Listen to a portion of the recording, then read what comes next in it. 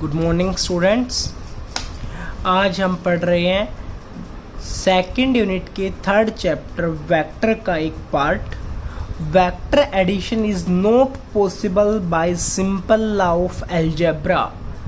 जब आप किसी दो वेक्टर्स को ऐड करते हैं तो जो सिंप्लीफिकेशन के अंदर जो आप रूल फॉलो करते हो उसके द्वारा यहाँ पर वेक्टर एडिशन नहीं किया जा सकता है। उसकी एक्सप्लेनेशन यहाँ पर दी हुई है। Vectors can not added by simple laws of algebra which are applicable to scalars. जैसे कि हमारे पास जो स्केलर टर्म्स हैं हम उनको ऐड करते हैं, जैसे कि 3, 4, तो रिजल्टेंट हमारे पास 7 होता है। वैसे आप यहाँ पर स्केलर्स की तरह वेक्टर्स को ऐड नहीं कर सकते हैं। Consider a particle is first displaced through 4 metre due east and then 3 metre due next. हमने एक पार्टिकल लिया जो स्टार्टिंग के अंदर इस पोजीशन के ऊपर है, यहाँ से ईस्ट की तरफ 4 मीटर ट्रेवल करता है और उसके बाद नॉर्थ की तरफ 3 मीटर। तो सिंपली नॉर्थ इधर लेते हैं हम, साउथ इधर लेते हैं, ईस्ट इधर लेते हैं, वेस्ट इधर लेते हैं। उसी के हिसाब से यहाँ पर ये डायग्राम बनाया हुआ है। पहले 4 मीटर ईस्ट की तरफ, फिर 3 मीटर नॉर्थ की तरफ। जो रिजल्टेंट होगा वो हमारे पास रिजल्टेंट वेक्टर के लिए आपको एक चीज़ का ध्यान रखना है, यहाँ से स्टार्ट हुआ, यहाँ पर ये वेक्टर ख़त्म हुआ। दूसरा वेक्टर का जो टेल है वो फर्स्ट के हेड के साथ स्टार्ट होना चाहिए। तो इधर से स्टार्ट होगा, इधर हेड हो गया सेकंड का, इधर टेल हो गया था। तो अब जो रिजल्टेंट होगा वो स्टार्टिंग पॉइंट पर तो टेल होगा और जो लास्ट पॉइंट है यहाँ पर क्या होगा, इसका हेड होगा। तो ये वाला जो वेक्टर है, ये वाला वेक्टर क्या कहलाता है, रिजल्टेंट वेक्टर। ठीक है। PS is the resultant vector. PS vector, that is resultant vector. The magnitude of PS is not equals to 3 + 4 7। यानी कि स्केलर टर्म्स के अंदर हम 3 + 4 7 लिख देते थे, वैसे ये जो PS वेक्टर का जो मैग्नीट्यूड है वो 7 के इक्वल नहीं होगा, बट इज इक्वल टू √3 का स्क्वायर + 4 का square, that is √25, that is equals to 5। ठीक है। And the angle theta which gives the direction of displacement of PS is neither towards east nor towards north. जो हमारे पास resultant है वो east की तरफ भी नहीं है और नॉर्थ की तरफ भी नहीं है, वो किधर है, नॉर्थ ईस्ट की तरफ है। ठीक है। Vector addition by geometrical method, ये ऐसे ही हम वेक्टर्स का एडिशन करेंगे। The state that the vectors to be added are arranged in such a way that the head of first vector coincide with the tail of second vector. ये अभी मैंने बताई कि फर्स्ट का जो हेड है वो सेकंड के टेल के साथ जोड़ना है, and whose head coincide with the tail of third vector. और अगर इसी तरह हमारे पास 3 वेक्टर होते तो जो तीसरे का जो टेल होता वो दूसरे वाले के हेड के साथ जुड़ता। ठीक है। And so on then the single vector drawn from the tail of first vector. तीसरा मान लीजिए, यहाँ पर 2 ही एग्जाम्पल लिए हुए, 3 का मैंने यहाँ पर डेफिनेशन के अंदर लिखा हुआ है तो 2 का ही मैं बता रहा हूँ। तो जो फर्स्ट जो स्टार्टिंग है उसका tail of first vector to the head of last vector, तो हेड ही है लास्ट वेक्टर का। Head of last vector represents their resultant vector. अगर हम इनको जोड़ दें तो ये क्या रिप्रेजेंटेशन करेगा, रिजल्टेंट वेक्टर का रिप्रेजेंटेशन करेगा। इसके कुछ पार्ट हैं। When the two vectors are acting in same direction, जब 2 वेक्टर्स अगर सेम डायरेक्शन के अंदर ऐड होते हैं तब क्या होता है, तो यहाँ पर सिंपली मैंने एग्जाम्पल लिया हुआ है।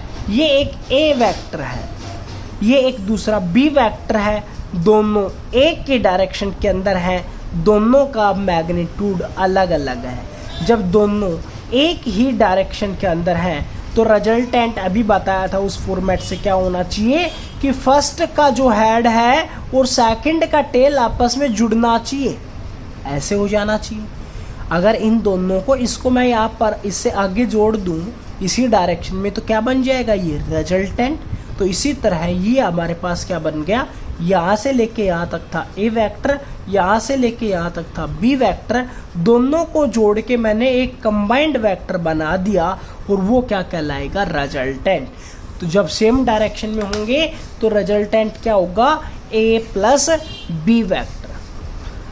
When the two vectors are acting in opposite direction, जब दो वेक्टर्स अपोजिट डायरेक्शन में हो तब क्या होगा, जैसे कि ए वेक्टर मैंने इधर ले लिया, बी वेक्टर मैंने इधर ले लिया, तो रूल जो अभी बताया था वही फॉलो करना है कि जो फर्स्ट का जो हेड है वहां से सेकंड का टेल स्टार्ट कर दीजिए। सेकंड इधर था इसलिए ये वेक्टर भी किधर आ गया, इधर आ गया।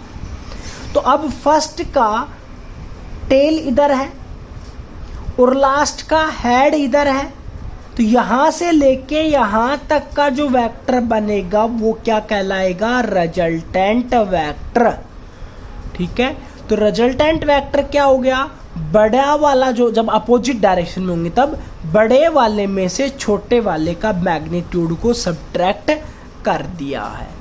अपोजिट डायरेक्शन होनी चाहिए और एक दोनों का मैग्नीट्यूड अनइक्वल होना चाहिए, यानी कि एक बड़ा और एक छोटा, तो बड़े वाले में से छोटे वाले का मैग्नीट्यूड हम सब्ट्रैक्ट कर देते हैं तो क्या आ जाता है, रिजल्टेंट वेक्टर का मैग्नीट्यूड। नेक्स्ट हमारे पास when two vectors act at some angle, जब दो वेक्टर किसी एंगल के ऊपर रखे हों तब हम क्या करेंगे, जैसे कि यहाँ पर मैंने ए और बी लिया हुआ है, तो एक ला हमारे पास तो यही होता है जो हम पीछे रिपीट करते आ रहे हैं कि फर्स्ट के हेड के साथ सेकंड का टेल जोड़ दीजिए और उसी डायरेक्शन में बना दीजिए।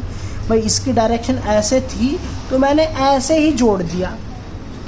अब रिजल्टेंट कौन सा होता था, फर्स्ट का स्टार्टिंग पॉइंट और लास्ट का एंड हेड, इन दोनों को जोड़ दिया तो ये क्या बन गया, रिजल्टेंट। अगर हम ऐसे यूज करते हैं तो इसको बोलते हैं triangular law of vector addition. ये हम अगला टॉपिक करेंगे, कौन सा होगा, triangular law of vector addition. ठीक है, और अगर हम एक दूसरा रूल और भी यूज कर सकते हैं, अगर दोनों वेक्टर्स को कोइनिशियल बना लिया जाए, यानी कि दोनों का स्टार्टिंग पॉइंट एक कॉमन पॉइंट से स्टार्ट कर लिया जाए, ए इधर बी इधर, तो ध्यान रखना है जब दो वेक्टर्स हैं और उनका रिजल्टेंट निकाल रहे हो और वो वेक्टर कोइनिशियल है तो उनका जो रिजल्टेंट वेक्टर होगा वो उन दोनों के बीच में लाई करता है।